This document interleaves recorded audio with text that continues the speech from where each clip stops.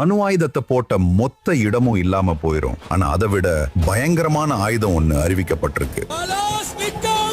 இரண்டாம் உலக போர் முடிஞ்ச பிறகு நம்ம நாட்டு வீரர்களுக்கு தரமான ஆயுதம் வேணும்னு சோவியத் யூனியனோட அதிபர் ஸ்டாலின் சொல்லுவாரு. ரஷ்யன் மிலிட்டரி என்ஜினியர் மிகாயில் கலஷ்னிகோவ் பல வருடமா பல சோதனைகளை பண்ணி ஆப்டோமேட் கலஷ்னிகோவா என்ற AK-47 ரக துப்பாக்கியை கண்டுபிடிக்கிறாரு. இதை கண்டுபிடிச்சு 10 வருஷத்துல அமெரிக்கா போட்டி போடும் விதமா M16 என்ற கன்னை கண்டுபிடிக்குது. ஆனா எதாலையும் AK-47 அளவுக்கு ஈடு கொடுக்க முடியல. குறிப்பிட்ட நேரத்திலேயே அதிக அளவு தோட்டாக்களை வெளியேற்ற திறன் கொண்ட இந்த கன் 100 தீவிரவாதிகள் இருக்க இடத்துல ஒரு ஆள்கிட்ட இந்த துப்பாக்கி கொடுத்து இறக்கி விட்டா போதும், மொத்த வேரையும் போட்டு தள்ளிரும். ரஷ்யா இன்னும் கொஞ்சம் பலம்படுத்தி AK-203 என்ற கன்னை உற்பத்தி பண்ணிருக்கு. இந்த அதிநவீன் கன்னை பல நாடுகள் கேட்டும் கொடுக்காத ரஷ்யா இன்னைக்கு வரைக்கும் ஒரு நாட்டுக்கு சப்ளை பண்ணிட்டு இருக்கு. அது நம்ம இந்தியா தான்.